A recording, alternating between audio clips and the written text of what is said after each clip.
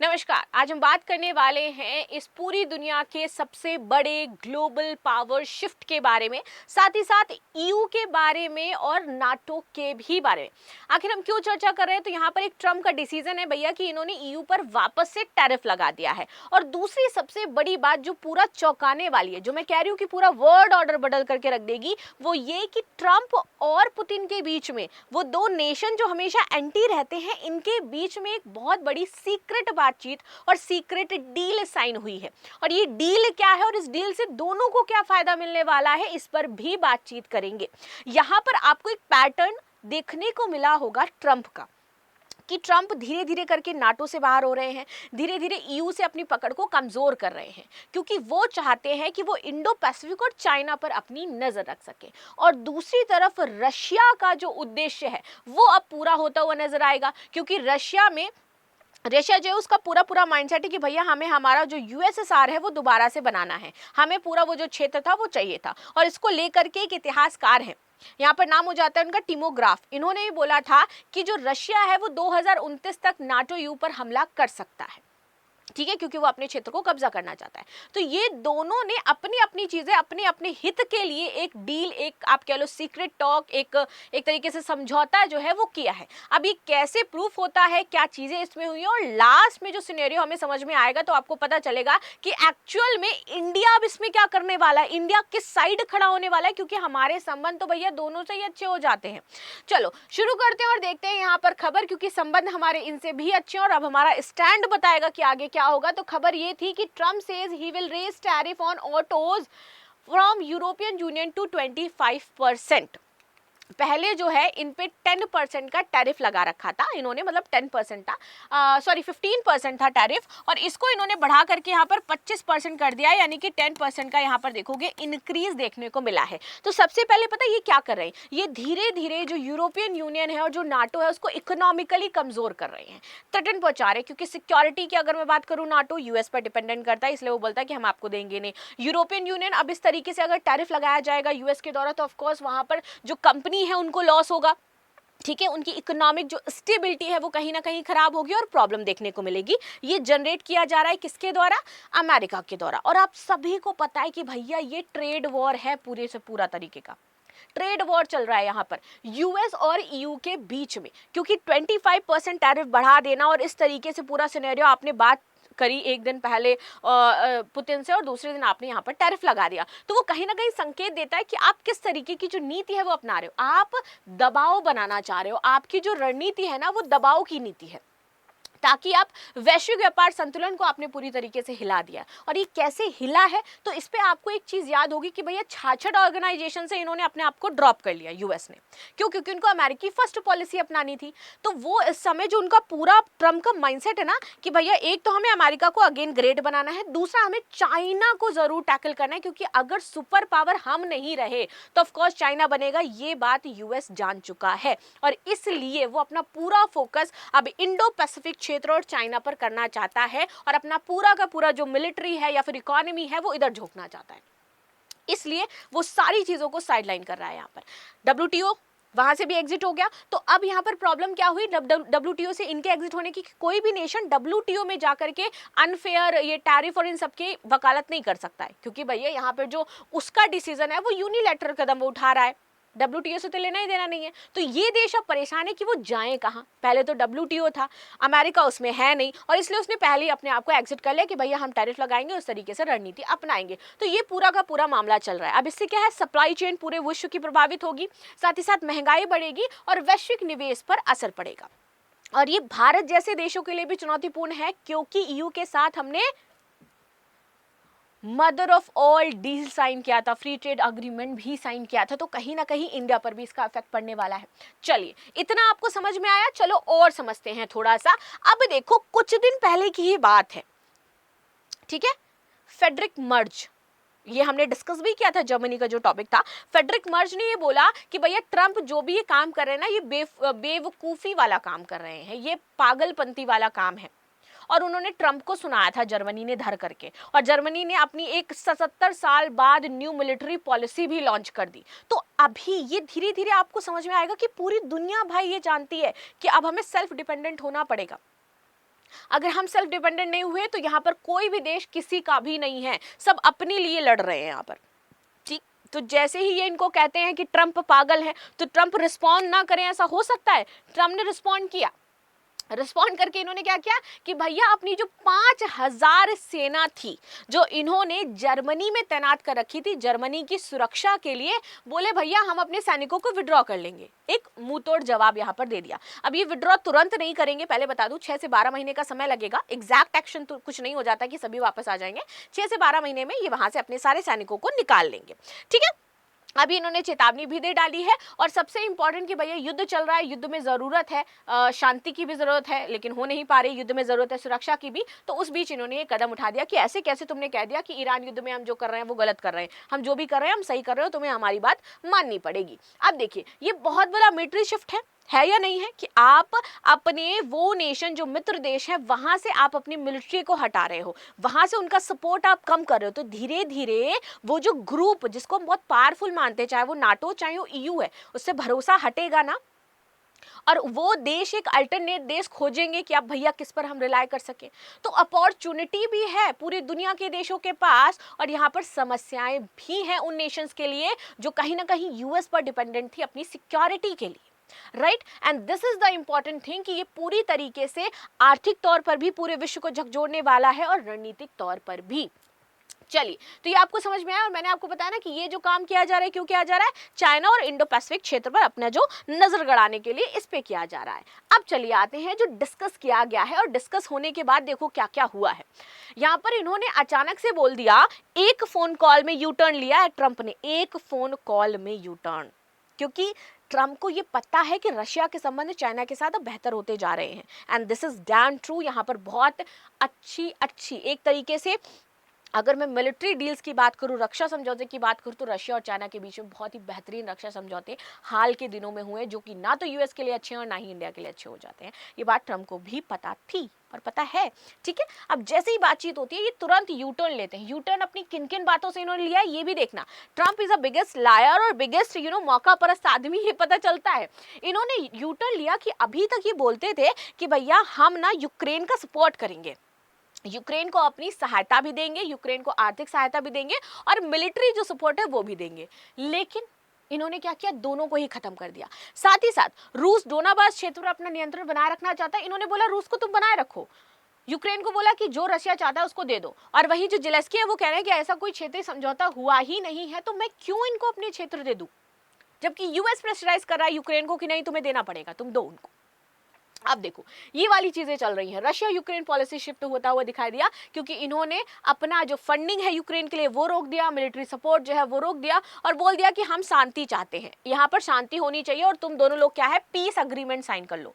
वही nation US जो कल तक यहाँ पर भड़का रहा था दोनों नेशन आपस में लड़ाई झगड़े करें, हम तुम्हारा सपोर्ट करेंगे, वो कह रहा है कि अचानक से तुम पीस एस्टेब्लिश कर लो, क्योंकि कल ही तो मैंने बात कर ली है पुतिन से। अब बातचीत बहुत बेहतरीन हो गई, उसने बोला है कि ठीक है तुम्हें मतलब डील जो फाइनलाइज हुई है, तुम्हें चाहिए ईयू नाटो क्षेत्र, ले लो यूएसएसआर बनाओ, हमें चाहिए चाइना, वो हमें दे दो, दैट्स इट। हमने अपने अपने पाले देख लिए, हमें राज करना है, सबको राज करना है, हम पावरफुल नेशन है, हम पावरफुल नेशन रहेंगे। और ये बात ट्रंप का एक स्टेटमेंट बहुत पहले का आया था कि हमें कमजोर देशों का साथ नहीं चाहिए, हमें अगर इस विश्व में राज करना है तो हमें पावरफुल नेशंस चाहिए, और इसलिए मैं रशिया के साथ अपने संबंधों को बेहतर करूंगा। And this is the statement of Trump, आप जाकर के देख सकते हो, बहुत लाइक लास्ट ईयर में भी ये स्टेटमेंट इनके द्वारा दिया गया था कि हम कमजोर देशों के साथ नहीं रहना चाहते, हम पावरफुल नेशंस के साथ रहना चाहते हैं, और उसने वो चूज किया और वो करके भी दिखाया कि हाँ भैया पावरफुल नेशन हम रशिया के साथ है।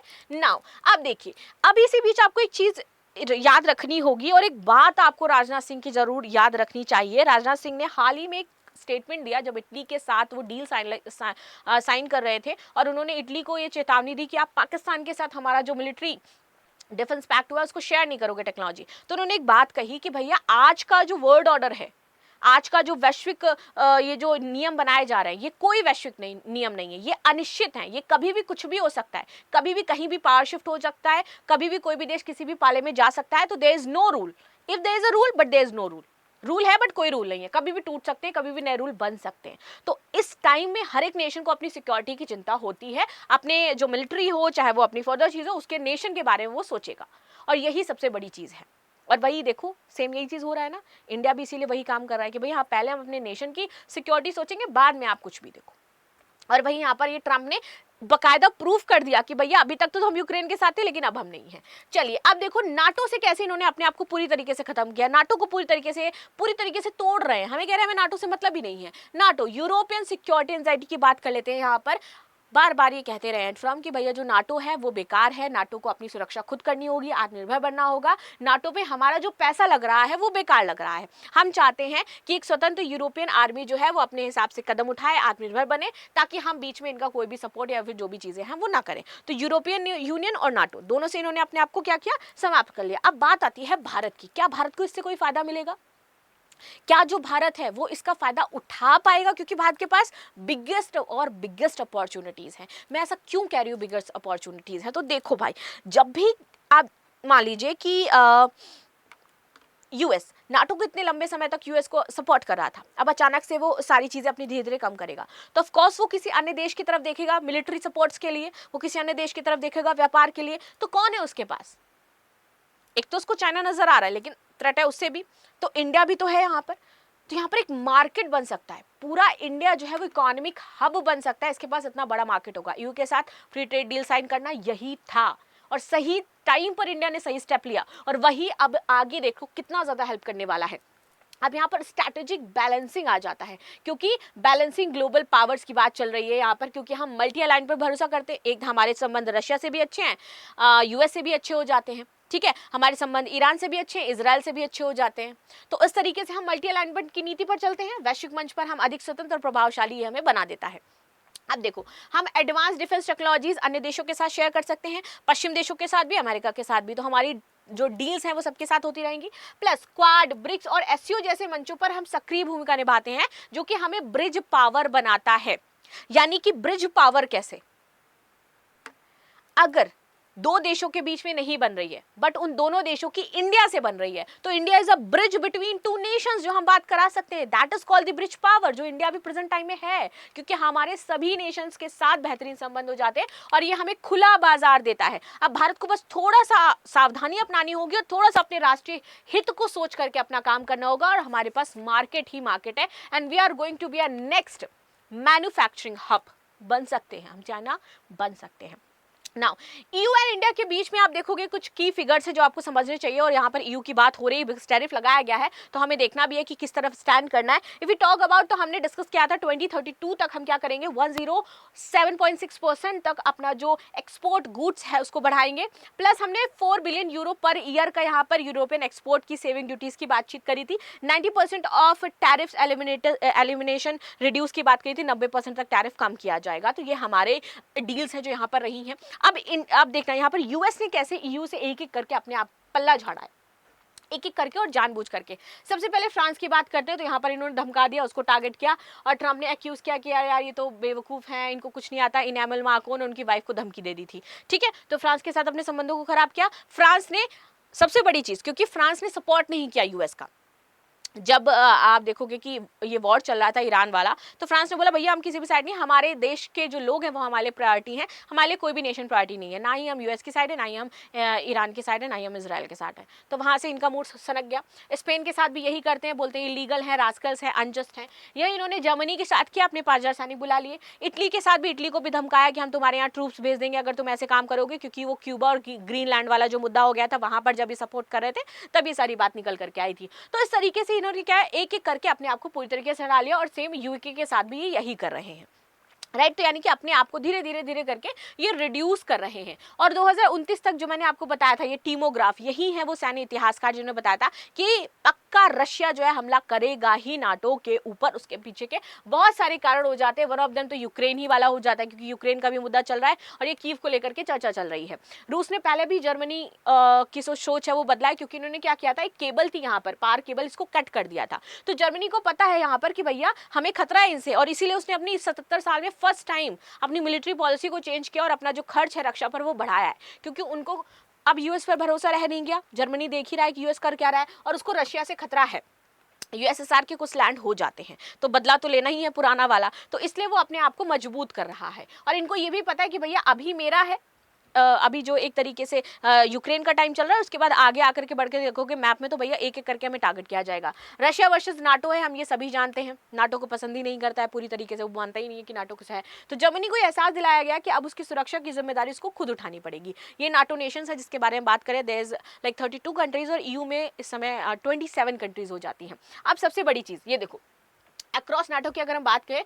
तो रशिया के पास 1.5 मिलियन की यहाँ पर एक तरीके से आर्मी हो जाती है, यूएस की 1.3 मिलियन और बाकी छोटी छोटी करके अगर हम पूरा मिलाएं तो भी इसको टारगेट नहीं कर सकते, नहीं मतलब पावरफुल है रशिया, ये हमें देखना पड़ेगा। ये देखो रक्षा खर्च देख लो, जिस तरीके से पूरा का पूरा परसेंटेज आपको नजर आ रहा है। यहाँ पर देखो जितनी एक्सरसाइजेज रशिया सिर्फ अकेले करता है उतने पूरे जो नेशंस हैं वो मिल करके करते हैं, हमारे नाटो नेशन।